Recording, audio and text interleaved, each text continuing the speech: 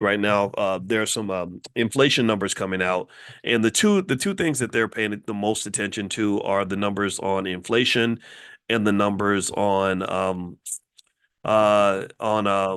unemployment. Right. So if the unemployment numbers are too high, then that means that the economy is getting weaker. That's what caused your stocks to dip last week. But if the inflation numbers are too high, that means you have a strong economy, but you could have an inflationary economy. So that could be bad. So those are that's what they call the dual mandate of the Fed. The dual mandate of the Fed is that they have to monitor both inflation and economic activity to make sure that we're doing well on both fronts. And so let me see here. I'm gonna look in here and see what questions you all have. Let's see. Is that wait? I think I saw. Okay. Oh, Mr. and Mrs. Green, good to see you. Yeah, Kendall and Karen went with us to Egypt this past week, and we had a great time in Egypt. And if you want to be invited on the next trip that we take, just text the word travel to 87948. If you text travel to 87948, you'll be the first to know when we take a trip. This last trip, it sold out very, very quickly. And the next one will also, because we don't want the crowd to be too big. I like the personal nature of it, but we took about 50 people, and fifty to 60 people, that's enough to have a big party. And it was a lot of fun, and people learned a lot. And we definitely were inspired by what we saw in terms of ancient Egypt. And I got a lot of interesting little artifacts. Like I've got this mummy thing or statuettes, whatever, that I keep on my desk now because I like inspirational images like that. And I also even got when I went to Dubrovnik in Croatia, they had this iron throne. So I got the iron throne and I have that like right next to me. So it's really cool stuff like that. So anyway, if you have a question, put it in the Q&A section, and I will answer it. And until I see some more questions in there, what I'm going to do is I'm going to dig up CNBC and kind of read through some of what's happening and kind of give you my assessment on it. If you want to know, I know that Starbucks just replaced their CEO, and I think that's really good for the company. So if you like Starbucks, now here's the thing: the stock went up 20% though after they replaced their CEO. I think that's a bit much. I think that could make the stock a little bit overvalued. But at the same time, I do think that switching CEOs was the right move for this company because they've been sort of having some problems lately, and it's been kind of a mess. Let's see here. Okay, so what's happening right now is that the market's doing pretty well. The two major inflation reports, it looks like. Okay. Oh, they came in light. Okay, so inflation numbers look like they're under control. It says stocks rally Tuesday, scaling back closer to the record levels seen last month before a sharp pullback driven by this week's first batch of key U.S. inflation data. The S&P 500 gained 1.1%.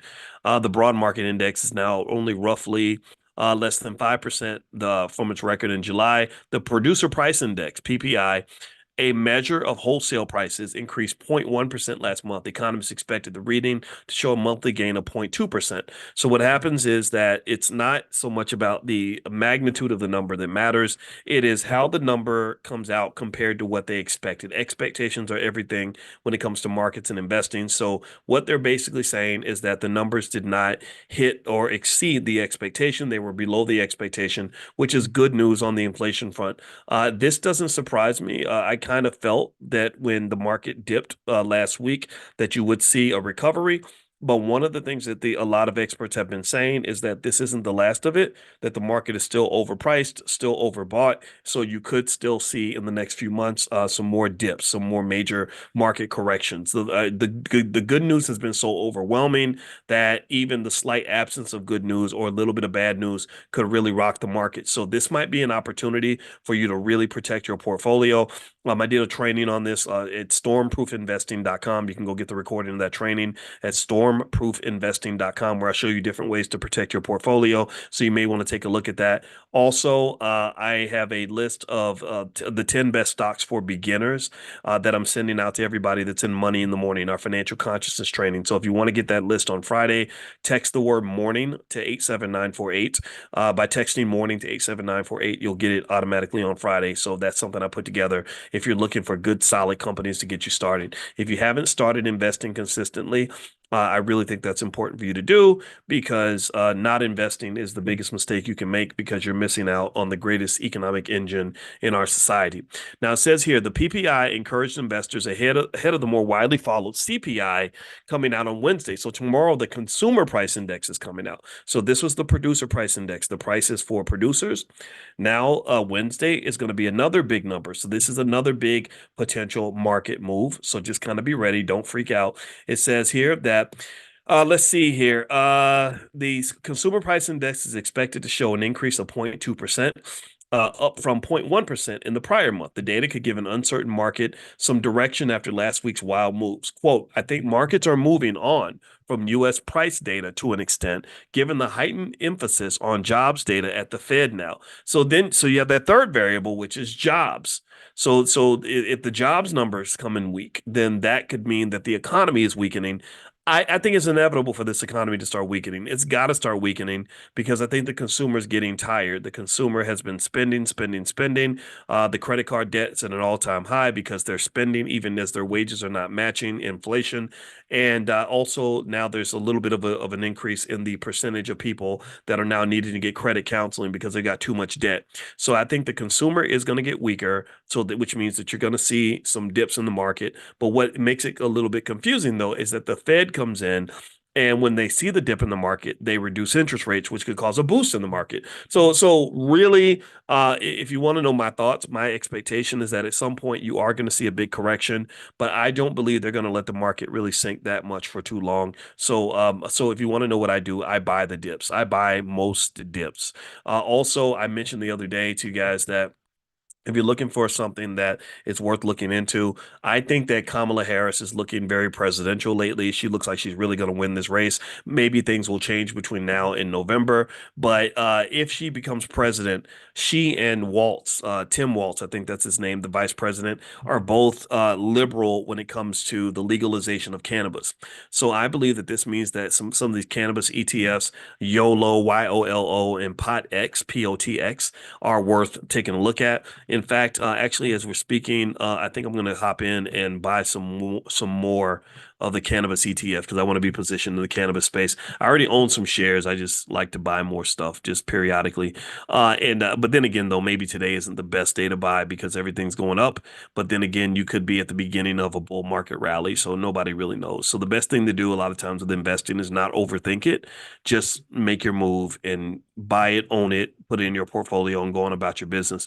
Yeah, it looks like I'm looking at my portfolio now. Yeah, I made some money today, so that's good. Money's always good. All right, so I'm gonna buy shares of Pot X. So I think it's Pot X. I thought that was the, oh man, hold on. I thought that Pot X was the cannabis ETF.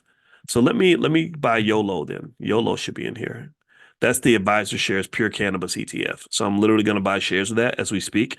And I like to do that sometimes in front of you guys just to show you how easy it is to buy stuff. It doesn't require all this thinking, all this planning. You just hop in, you buy it, and just like you buy groceries, you don't think about every time you go buy groceries, you just do it because you have to do that consistently in order to eat and stay alive. So you have to also invest in order to survive economically. So I just bought 500 shares for about 1,400 bucks, something like that. It's about $3 and something per share, and I'm buying it because I want to be there. I want to be ready when Kamala becomes president and decides that she wants to legalize cannabis. Okay, weed is another one. Okay, thank you. All right, so thank you, Kendall. All right, let me look up weed. Let me put this in here. WEED. Okay, let's see. Here we go. The Round Hill Cannabis ETF. That's right. I've heard about that one. Okay, so weed, a WEED. If you want to follow along, feel free. That one's $30 a share, and it's up a little bit. It's about up 1.1% today. I don't know what it's done over the last few weeks, but I'm gonna buy it anyways. Let's see, $30 a share. Let me buy. Let me buy 30 shares. So about $900 worth. So let's see, I'm selecting market. That's $910.20. On E-Trade, there's no commission, so it's pretty much almost commission free. Boom. Now I am an investor in the cannabis space. That's it, right? I didn't go start a dispensary. I didn't go and research how to get a license. I didn't have to spend a lot of time building a facility to hold on my weed. I just bought shares in an asset that is correlated with weed. And I think this is really important to understand that being the owner of a business does not mean you have to be the person that runs the business. You don't have to be an entrepreneur to be a business owner. And I think that's really important to know. In fact, tonight, and we're going to, I think we're having a prime meeting tonight. Let me double check that. I think that if it's not tonight, it may be tomorrow. But I know this week we're having a meeting for our for Prime where we talk about how to generate income by selling stock options. So let me see here. I'm looking at my schedule now. Okay. You know what? I don't. Okay, I think Prime might have got moved till Thursday. Is that right? There we go. The Prime meeting is 8:30 Eastern on Thursday. So if you'd like to learn how to generate income by selling stock options, feel free to go to drboyceprime.com. I think you guys will like that. And that allows you literally to set a business up in 5 minutes and generate income just like you're running the business. The only difference is that you don't have to actually do any work, but in exchange for the work, you supply the capital. So by putting capital into an asset, you can own shares of the company and you can sell those options in order to generate income. In fact, I talked to a family there. I'm not going to say their name, but they know who they are because I think they might be in the room. Is they said we used our options money to come on this trip, and that's exactly what I love to hear because my goal is not just to tell you stuff that allows you to learn. I want to see you doing better. I want to see you have more money in your pocket. So feel free to take a look at that. What about the MSOS cannabis ETF? Yeah, that's fine too. They're all good. They're all connected. They're all what they call correlated, which means that if something happens with cannabis, if the government decides to move closer to legalization, they don't even have to really do it. They just have to signal they're going to move closer to it. The market will move based on a signal, even if it's not followed with real activity. Then you're going to see that the prices of these things go up. So the idea is that you always want to get there first. You don't want to try to invest after everybody else does it, because if you do that, then you're going to end up just copying everyone else and you're going to end up losing because the person who gets to the party last is the one who loses. You want to get to the party first. This is why investors tend to be very proactive thinkers. You don't want to be a reactive thinker. You want to be very proactive in how you do things. Let's see. Do you expect the annual U.S. drawdown in August and September? That's a good question, Errol. I think that the data says that this typically is the case. I think with market conditions being what they are, I would not be surprised if we did see a little bit of a dip, going into August and September, that if you average out the ROI for those 2 months, that it's going to be somewhat negative. I would not be surprised if that was the case. Now, no, the question to me is, in my view, is this dip that happened last week, was that all that there is, or is there going to be an aftershock to the earthquake? I think that there will be. Typically, dips like that, especially when the VIX goes way up. The VIX is the fear gauge. That's where they measure how frightened investors are. When the fear gauge goes up, you tend to see a lot of volatility with that. So that means even after the earthquake happens, there is an aftershock. There is kind of just this up and down, up and down, up and down, because what happens is that the market is notoriously committed to overreacting, just overshooting the mark every time. So you have these crazy reversals. You just go back and forth, back and forth, back and forth.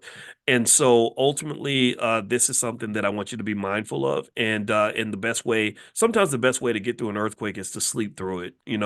Uh, I've had I've had times where, I went to sleep and woke up and found out there was an earthquake or a tornado that night, and I didn't even know anything about it. Now, sleeping through a tornado, though, can also get you killed, but a lot of times it can also keep you from being afraid, especially given that most tornadoes don't lead to anybody dying or anything like that. So sometimes with the market, doing nothing is the best move that you can make. If you're a long-term investor, all the volatility eventually balances itself out. If there's a dip, usually if you hold a portfolio long enough, the dip goes away and you're fine. So most risk, actually, when they talk about risk in investing, and this is something that we analyze deeply from a theoretical and mathematical standpoint in finance, is the thing about risk is that a lot of risk is mitigated through time.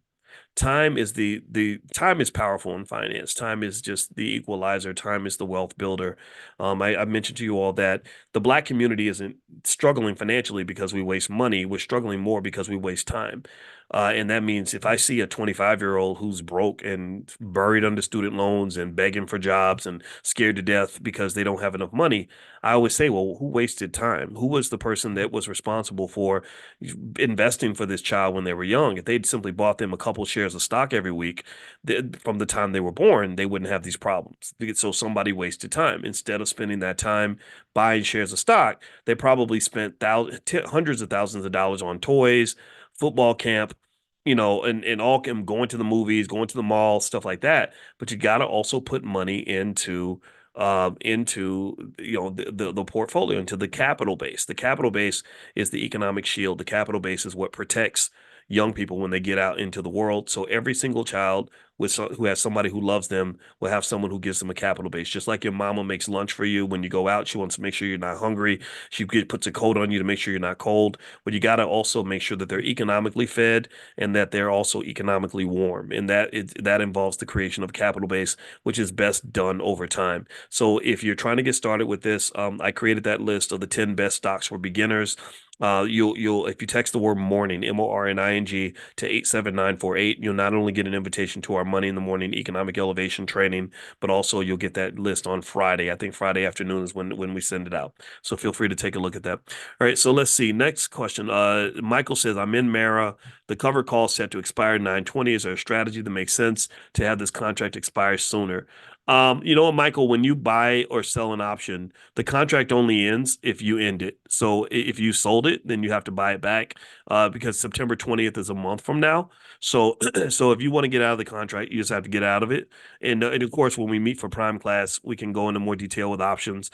But generally speaking, um, there's that's pretty much it. When you are like, so for example, selling a call option over a long period of time, it's a great way to raise money if you believe that the market is going to move in your favor. If you believe that the market is going to move in a way where that option that you sold is going to go down in value, then you can make money that way because you did what it needs to be done to make money in investing. That's buy low, sell high. Even if you sell first, if you sell high and then buy low and you buy it back for a price lower than what you sold it for, then you make money. So if I sell that contract for $10,000 and then I buy it back later for 5,000, then guess what? I made $5,000.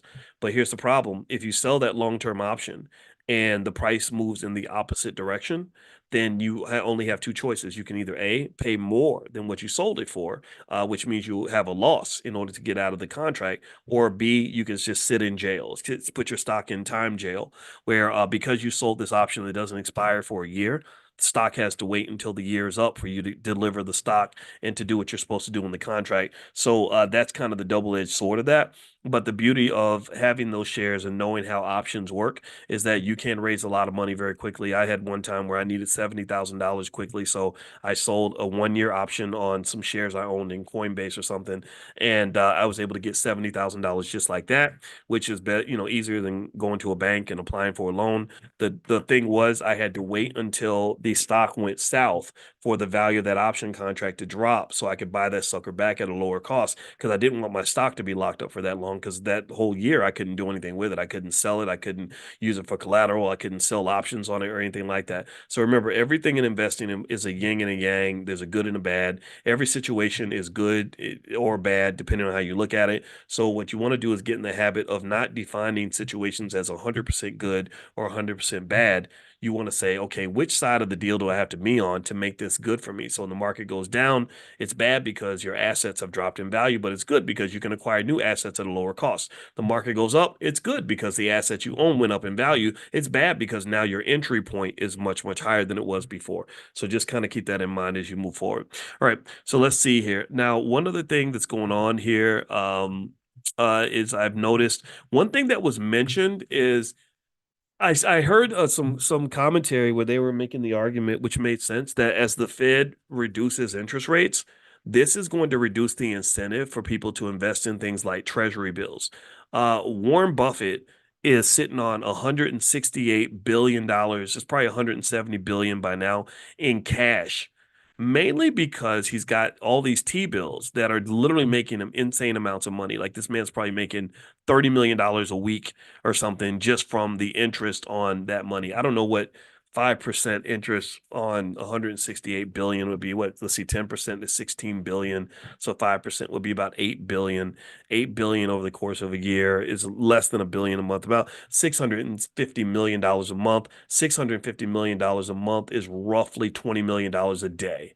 So Warren Buffett is making at least $20 million a day risk-free just by having his money parked in T-bills. I mean, that's insane, right? That's crazy. I mean, you think about this. This is nuts, right? Michael Bloomberg just made a life-changing donation to HBCUs, right? This week. Did y'all hear about that? Let me know if you heard about that. I talked about it this morning in Money in the Morning. Michael Bloomberg just gave 600 million to HBCUs, and they're going to be able to educate Black medical students for the next 100 years off this 600 million. Thousands of people will be able to get an education for cheap or free because of this. I applaud it. I discussed the nuances of it though earlier, so if you want to hear that, feel free to go and take a look at that. But the thing is though, this is crazy because for guys at that income level, for that wealth level, $600 million isn't that much money. Warren Buffett could make that donation with just 1 month of income. 1 month of income that he makes without working. So you talk about the epitome of how to make money without working, and you don't believe that money can be made without working. I feel sorry for people who think you have to work to make money because that's just not true. You don't need to work to make money. You need to have a capital base and you need to work that capital base. That capital base generates income. The problem that you have, the reason you have to get up and go to work every day to make money is because the only capital you have is what is called human capital. The only capital you have is what's in your brain, in your free time, in your labor. So you basically show up to the job and you do work and they pay you for that capital. And the problem with that type of capital is it's depleting capital. It's, the more you work, the longer you work, the more tired you're going to get. You're going to get older. You're not going to feel like getting up and going to work every day after a while. And so your ability to really make money is going to go down. Even if you're an NBA player and you're making, $30 million a year, at some point you're going to be an old guy and you can't make money anymore. So when you don't have a plan for building a more sustainable capital base, then you're going to end up struggling, right? So what you want to understand is not just how capital works, and that ownership of capital is the key to generating income and having wealth. Like Warren Buffett, again, how he makes $20 million a day doing nothing. But also you want to understand how to transfer your capital, how to go from your depleting human capital to another type of capital is more sustainable. Like a guy who's doing it really well is LeBron James. LeBron James is a guy who's been a great basketball player for 20 years and he's made probably $1 billion by now playing basketball. But the whole time throughout LeBron's career, he's clearly gotten really good advice. If you remember, 20 years ago, LeBron sat down with Warren Buffett. Jay-Z sat down with Warren Buffett, and they learned about capital from Warren Buffett. They learned about investing from Warren Buffett.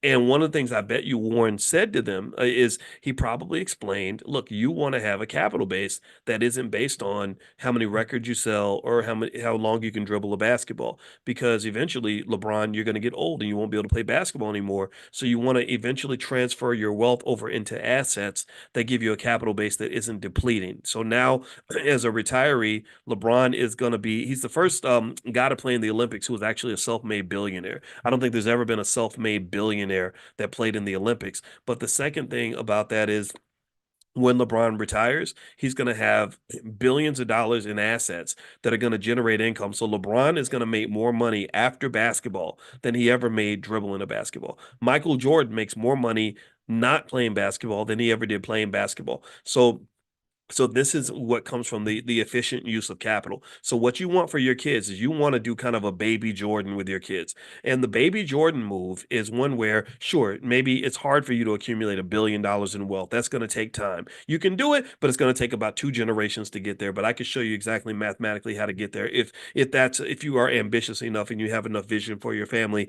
it's easy to do. But just in case that's too far out, you can talk about just a 20-year plan. In a 20-year plan, it's easy for any family to have, say, a 200,000 in capital, 300,000 in capital. And then what happens is that if you know how to manage that capital, how to preserve it, and how to generate income from it, a person sitting on $300,000 in capital does not ever have to go to work for anybody ever again. I promise you. A person with $300,000 in capital who knows even 1/100th of what I know about what to do with capital literally would never have to work again. That person could make as much money as a surgeon without actually having to go to work. So when Michael Bloomberg gives all that money to get more Black doctors that can go work at these hospitals and make money, I think that's great. But really, what I would like to see is capital being built. If you have a capital base, you can make more money than a surgeon without actually ever having to do a single surgery, without having to spend a second in medical school. A parent who loves their child enough to invest for them at an early age and build that capital base. That's what the $5 a day plan does. A parent who loves their child enough to do that can produce a child who, at the age of 22, never, ever, ever, ever, ever has to take a job working for anyone. That to me is the greatest gift you can ever give a kid. That's far better than any of the goofy toys we get kids for Christmas. So give them a capital base instead. That's something that will last forever if they manage it properly. Now, if they follow the culture and do stupid stuff, then they're going to go broke. But if you teach them right and they make smart choices, then they can use that money and they can live off that. Seriously. All right, so let's see here. Dr. Boyce, if you were going to invest in three ETFs, which ones would you purchase? Asked Norman. Well, if you go to blackwealthmasterplan.com, there's a free $5 a day plan there, blackwealthmasterplan.com. And I show you basically how any family can have wealth in less than a generation by investing the equivalent of $5 a day. $5 now, I think McDonald's has a new $5 value meal. So I compared it to the price of going to McDonald's or Popeye's chicken. And the ETFs that I like as starter stocks are SPY, Sierra Papa Yankee. What was the other? VOO, Victor Oscar Oscar. That's a Vanguard fund. And then I think it's AIQ, which is a good AI ETF. So you can maybe look at some of those three. And then also, again, if you text morning to 87948, I will send you on Friday the list of my favorite 10 stocks for beginners. So if you want to invest in individual companies, these are 10 solid companies that make good long-term investments. So just text the word morning, MORNING, to 87948. And I'll send you that list on Friday. All right. So let's see. Next question is, may you explain the VIX again? Yes, the VIX is what they call the fear gauge. The fear gauge measures how nervous investors are. Nervous investors tend to crash stock markets. Nervous investors, they tend to run away. Nervous investors cause volatility. So by measuring how confident and how comfortable investors are, you're really looking at what the market's going to do because nervous people just don't invest. Like it's like dating. Like nervous people like a woman who's scared of men isn't going to be very good in a relationship. The minute something goes wrong, she sees a red flag, she's gone, right? Same thing. A man who's afraid of women or afraid of life is not going to be very good in a relationship because he's going to be too nervous to take a chance, right? If we're scared, we don't take a chance on people. We don't invest in people. We don't invest in it. We don't move, right? Because you're scared of something going wrong. So fear is very bad for an economy. If you ever want to measure like what causes our economy to go bad, it's just how scared people are. If everybody's scared, then people don't invest when they're scared. Think about it. If you're scared, you're going to lose your money. Are you going to invest? Give me a yes or no. Yes or no. Are you likely to let your money go if you're scared to death? Those of you who've invested in me, would you have invested in me if I scared you, or if you thought, well, this guy is lying, or he's going to screw me over, or whatever? Like would you have done that? No, you wouldn't, because you would have been like, oh, no, right? And so part of the reason that I talk to you so much is so that you know that I'm real. Like I'm here every single morning. I've been doing this for 15 years. Every morning, 7 days a week, I'm right here. And it's part of that is to let you know, like, look, this is who I am. What you see is what you get, good or bad, right? And that's to help us to understand each other a little bit better so that nobody's afraid, because you can't build anything in a space of fear. You can't build a marriage in fear. If men and women are afraid of each other, then that means the minute you get hurt, you're going to run away, right? Whereas with my wife, if you ever get married, just know you're going to hurt each other's feelings. Things are going to happen, and you have to have a process to deal with that. Where you say, okay, just because I had a bad day doesn't mean I'm going to go ahead and burn the whole building down. Some people do that. Or if you go to college and you have a bad day in school, but you're determined to graduate, then you're going to work through that, right? Because you're not going to let that bad day cause you to just drop out of school. You say, well, I'm here, I got to finish. This is important, and I'll just have to just live with it, live with whatever happened. So my point is to say that when you talk about economics and investing, frightened consumers do not buy products. Like you're not going to go and buy a new refrigerator on credit if you're afraid that you're going to lose your job. Frightened investors do not invest money. If they think they're going to lose money, they don't do. Frightened banks don't make loans because they're so scared of losing money that they hold their money back. Frightened corporations don't hire new employees because they're worried that if the economy goes south, that their investment's gonna be bad, right? So ultimately, what you want to just sort of pay attention to is the emotional side of investing. This is why in the Black Business School we created the first ever Black financial therapy department, because we actually understood many years ago. I said it's undiagnosed and untreated trauma which breeds fear that keeps the Black economy from growing. A lot of you are scared to even invest with your own relatives because you're scared they're going to rip you off, they're going to take your money and screw you up and screw you over, right? And what that does is that can cause you to miss opportunities because you don't take a chance, or maybe you do take a chance, but because you're so afraid, the minute one thing goes bad, you just walk away forever.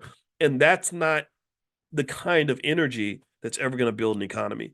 If you've ever seen an entrepreneur go through all the ups and downs required to build a strong business, you'll just know like you're going to have a lot of bad days. Anybody who's ever been an investor can tell you stories about how they took an absolute bath. I mean, got just burned financially and had to pick up the pieces and recover from that. A scared person can't really do that. They get triggered and they quit, they walk away and they stay safe forever. But when you're safe, scared money doesn't make money. So if you are a frightened investor, then you're typically not going to do very well when it comes to the wealth building process, because the wealth building process involves the ability to endure some level of volatility that just comes with the territory. So this is where the therapy piece comes into play, and this is where our trauma causes the Black economy not to grow the way it should. Like Black consumers don't trust Black business owners, Black business owners don't trust Black consumers, and as a result, you all go do business with white people because white people somehow make you feel safe, and that causes you to lose your wealth. So there you go. Or you don't even invest with your own family members because that familiarity breeds contempt and fear, which causes you to deal with a stranger more effectively than you deal with people that supposedly love you. All right, so let's see here. Sharon says, is $10,000 enough to gain income selling stock options? Yes, it is.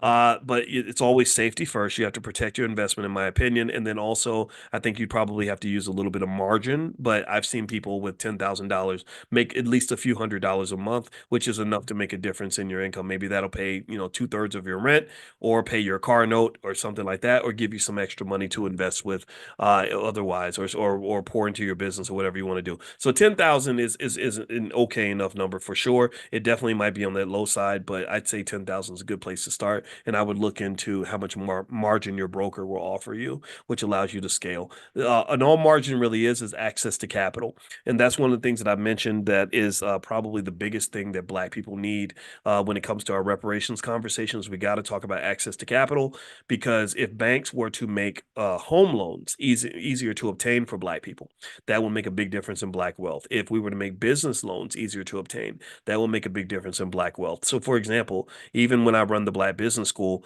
our budget, we have about $3 or $4 million a year that we're able to use to invest in what we do. But if I had 40 million a year, then I could literally 50x everything that we're doing, because we're very efficient with money, because no one invests in us, no one ever gave us any capital. So basically, if I had access, if I could go to a bank and sign a document and get a loan for $50 million, then there would be so many more things we'd be able to accomplish in terms of introducing cutting edge economic techniques to the Black community. But, the money's not available. So really, with reparations, you got to talk about access to capital. That's really important. Okay, so a couple more points here, and then we'll bounce out. We'll make this really quick. Basically, you got these inflation numbers coming out this week. You got a lot of corporate earnings coming out. So far, the economy looks pretty solid. The replacement of the Starbucks CEO is a big deal. They replaced him with the Chipotle CEO. Now, the Chipotle CEO is really good. He did a really good job at Chipotle, so maybe he'll do a really good job with Starbucks. So even though the Starbucks stock cost has gone up, or the price is up a lot by 20% because of this move, maybe if there's a little bit of a dip, it might be worth looking into. In fact, I think when Starbucks drops a little, when we have a bad day, I'm going to go in and buy me some Starbucks stock. I'm not going to buy it right now because I think it's a little bit overpriced, but I might go ahead and dollar cost average my way into Starbucks. What else do I see here? The Federal Reserve is probably going to lower interest rates in its September meeting. When they announce the reduction in interest rates, the big measure will be, are they going to lower interest rates at the level that's expected, or are they going to do even more than what's expected? If something happens, like right now, there's a lot of geopolitical risk. Something happens weird in the Middle East, which is, unfortunately, a hotbed of instability right now. Then that could actually cause them to move a little bit faster. But as of right now, September is when they're expected to make their move. When they announce their move, I expect that to be a positive catalyst for the market. But speaking of the Middle East, when we went to Egypt, it's so funny. We had some people that canceled the trip because they were afraid of going to Egypt, and I don't blame them because I was a little concerned too. I did a lot of research on it because I said, "Gosh, Egypt, they have a border with Israel, and I don't want to." I don't want to do something stupid. And the funny thing is, when I was there, it's like you realize how big of a country Egypt is. And we were in Cairo, and the guy was like, "Look at the map. Look at how far Cairo is from the border." Like he said, "We don't even see anything from this war. We're not even connected on any level." The whole time we were completely safe. There was nothing there that made us feel bad about it. In fact, he said, "I hate when they put Egypt's name in the news. They'll say, well, they were fighting on the border of Egypt, and everyone thinks all of Egypt is buried under this storm of war." So it's almost like Chicago, actually. A lot of people hear about violence in Chicago, and they think that if I come to Chicago, I'm going to get shot. And the thing is, I live in Chicago, and we live an hour south, but we're in Chicago all the time, and it's fine. Like even on the weekend where 109 people got shot, I was down at a NASCAR event, and there were lots of people there, and everybody was safe and fine and everything else. So again, it's unfortunate though. Like I wish the country would talk more about that though. I hate the fact that we'll talk about one police shooting, but we won't talk when 109 people of our people get shot.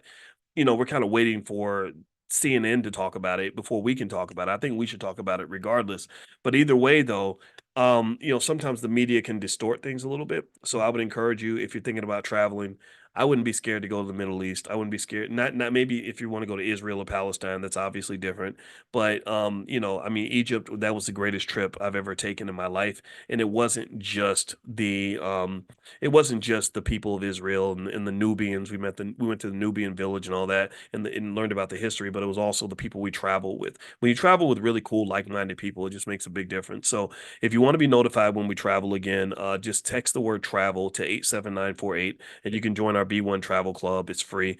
Just text the word travel to 87948, and I'll let you guys know when we're going to travel again. And also, if you want to join the Black Investors Championships, we are holding, we call it the Black Investors World Championships. So hundreds of you have signed up already. If you go to blackinvestorscup.com, you can sign up for the Black Investors Cup. So it's going to be 6 weeks. It starts on August 19th. We're going to give everybody $50,000 and let you buy stock. One of the rules that we're incorporating, and Amani, if you're in the chat, I see you in the chat. Put this in there. Make sure this is documented in the rule. Everyone's going to be required to own at least 10 different stocks. Okay, you have to own at least 10 stocks the entire time, and you can't put more than 10% of your money in one stock. So what we don't want is we don't want it to become a casino. I don't want everybody to sort of, think about it like gambling, where you just roll the dice and you buy one company and the company doubles or something and then you win. We're not doing that. We're not looking for gamblers. We're looking for investors. This is really important because a lot of the conversation that you see on the internet about stocks and stock options is not an investing conversation. It's not an investing conversation. It is a gambling conversation. I was just in New York and I was coming home and I was sitting in the lobby of this hotel, and a brother came up to me, and I know I can usually tell when someone looks at me, and I can tell if they're familiar with me and they know who I am, because so he comes up and he says, "Hey, can I get you some coffee?" And I was like, "Sure, I like coffee. I appreciate that." And we talked for a minute, and he told me that he follows, and he likes what we do and everything, and I appreciate that very much. And so we started talking about investing, and I was talking to him about his kids, and he doesn't have kids yet, but I said, "But you do. If you're gonna have kids, you invest for them now." I said, if your son is negative 5 years old, he's going to be 25 in 30 years. So you got 30 years to get enough wealth together so that he goes into this world and doesn't have to be a slave. You don't want your son to be a slave. Don't sell your kids into slavery. So we talked about that, but then he showed me his portfolio, and I saw where he put a substantial amount of money into Shiba Inu. You all know Shiba Inu, the little doggy crypto. And I said, that's not an asset. That coin is worthless. And they told you that it's worthless. And I didn't disparage my, I wasn't trying to be mean. I wasn't mean to him at all, but I said, I would feel better if you invested in real companies. I would feel better if you invested in assets. What you're kind of doing is you're gambling, you're speculating, right? So, because you might get lucky. Maybe the coin is going to double in value and you make some money. That's good. But you're kind of betting on black. You're literally in the casino right now. And I don't want you to put your wealth in the casino. I need you to invest. That means you're buying the stable companies, you're buying the Walmarts, and you're buying the Amazons, and you're buying the Coca-Colas, and you're buying the companies that sell real products that are making real money. That is how you build wealth long term. That the speculation, the like, I'm going to bet it all on black, or I'm going to go buy a bunch of call options and all that. The options literally creates gambling addicts. There are gambling addicts who call themselves investors who are doing this where they're just making, they're rolling the dice with stock options. So they buy these options, they make $5,000 overnight, and they tell everybody on the internet. But then what they don't tell you is when they lost another 10,000 because the market moved against them. And you want to be really careful about that. You want to invest in a way that is careful and considerate of the important variable, which is wealth preservation. It's like basketball. I can't play a basketball game where all I'm doing is taking a bunch of half court shots. I'm not going to win a lot of games that way. I got to also have a more balanced game. I have to learn how to shoot free throws and layups and play defense and pass the ball and things like that. So I want you to be a fundamental investor, not a gambler. There's a lot of gambling being promoted online. They call it investing. It's not investing. It is speculation 100%. So just be really careful. So in this competition, we're looking for the best black investor, not the best gambler. And the winner will receive lifetime access to any course they want to take in the Black Business School. And I will personally mail them the Black Investors Cup, which is a big cup about this big. And you can get it. You can prop it up and tell everybody you were named the Black Investors Champion. So if you want to join us in the Black Investors Cup, just go to blackinvestorscup.com. That's blackinvestorscup.com. All right. And also, last but not least, if you go to drboyceoffers.com, we have some people there that can help you on your personal financial stuff. Aisha Verzi is a very good friend of the Black Business School. She's at the bottom of the page. Her phone number is there. You can call her and tell her that Dr. Boyce sent you. So feel free to go to drboyceoffers.com. There's other stuff on the page as well, but I was just thinking about Aisha because I think I saw Aisha in class. So feel free to go to drboyceoffers.com. You can talk to Aisha directly about your insurance and things like that. Insurance is extremely important for anybody that wants to build wealth. Last question we'll answer for today is what is dollar cost averaging? Dollar cost averaging is where you basically set it and forget it. Dollar cost averaging creates millionaires every year. Dollar cost averaging is one of the best, most fundamental ways to invest. Dollar cost averaging is what David Bach talks about in his book, The Automatic Millionaire. What that means is basically it's what you do in the $5 a day plan. You pick your asset you want to invest in, and you set an amount that you're going to invest every week or every month, and you do it consistently like clockwork. When the stock goes up, you're buying. When the stock goes down, you're buying. If you're gonna buy $50 a week, you're buying $50 this week, you're buying $50 next week. You're doing it consistently over and over. When the market's down, you're buying. When it's up, it's buying. You're just consistent, because what you're doing is you're paying yourself an annuity. Wealth is created through annuities. Annuities allow for your wealth to grow basically through compound interest. When you are paying your cell phone bill every month, you're creating an annuity. You're building wealth for the person who owns the company, the cell phone company. So they're taking your money, they're investing your money, and when they invest your money, they're getting compound interest because you're making consistent payments. If you look up the definition of an annuity is simply a consistent payment that's made on a specific interval over time, over and over and over again. That is how you build wealth, because wealth is an accumulation process. Wealth is not something that happens overnight. Wealth is like a growing baby. No baby has ever grown to be 6 feet tall in 2 days. No baby has ever grown to be 200 pounds in a week. That does not happen. Babies grow little by little, consistently. Next thing you know, you're looking at a grown man and you're like, oh my God, that's my baby. Well, the same thing is true with your wealth. Your wealth might be a baby, but if you do dollar cost averaging, you're consistently feeding the baby, just like you fed your child every single day. So what I want you to do is I don't want you to just feed your child every day. I want you to feed your future. You feed your future every day, just like you feed your kids. Dollar cost averaging, that's what it is. You get on your app, you set an amount, you pick the companies you like. Let's say it's Microsoft. So you do dollar cost averaging. You say, I'm going to buy $20 worth of Microsoft every week, and I'm going to set it and forget it. It's going to be taken out consistently, just like my cell phone bill. It's going to be taken out consistently, just like my car note. It's taken out consistently, just like my rent. And instead of me making the cell phone people rich, and me making the car dealer rich and making my landlord rich, I'm also going to make my future self rich. You are the most important person in your economic plan. You are the most important person in your budget. Your children and your family are right there with you, right? So feed your future self, feed your future the same way you feed your children, and I guarantee you, you won't have financial problems. You will be wealthy. You will be doing extremely well, much better than people who are not listening to messages like this. I don't know what the rest of the world is doing, but I know what you're going to be doing, and that is you're going to invest for your future. So feed your future. Does that make sense? All right. So which app should you use?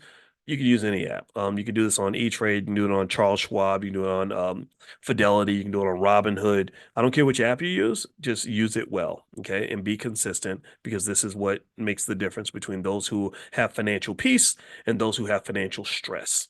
You don't want financial stress. You don't want financial anxiety. You don't want volatility. You don't want chaos. You want peace. You want security. You want stability. And you want to pass that to your children because that affects your mental health. Most people that are stressed out every day, they're stressed out over money. Money is the driving force that causes so much chaos in the world. So why not handle that? Why not make sure that we're prepared? That's my argument. I hope that it all makes sense. All right. So again, if you want to get that free list of 10 stocks that my 10 favorite stocks for beginners, just get on the text list for Money in the Morning. Text the word morning to 87948. Text morning to 87948. If you want to sign up for the Black Investors Cup, just go to blackinvestorscup.com. That's blackinvestorscup.com. And last but not least, if you want to be notified when we travel, again, just text the word travel to 87948. So there's multiple lists with different words, and then you get different information. So if you text travel to 87948, that's the B1 Travel Club, and you guys can be the first to know when we take the next trip. The trip to Egypt was amazing. I put some pictures on my Instagram. My Instagram is Dr. Boyce Finance. So feel free to go to the gram if you want to see some of the fun we had in Egypt. I definitely want to take a big group of people to our next country because taking 50 people is a lot of fun. I think we might want to try 100 next time. All right, so let's see. What was the reason some platforms weren't allowing you to log in next week? It was or last week. It was probably because I was in Egypt. When you're in another country, security protocols go off and all that stuff. So that's what it is. All right, so I will see you guys later. I hope you have a great day. Happy investing. And also for those of you that are members of Prime, we're going to be doing stock options later on in the week. If you want to learn more about that, just go to drboyceprime.com. You can take a look as Dr. Boyce Prime, and you can join us. It's a great program. I think you'll like it. It's great for generating extra income from your stock. So if income is of interest to you, then I think you're going to love what we're doing.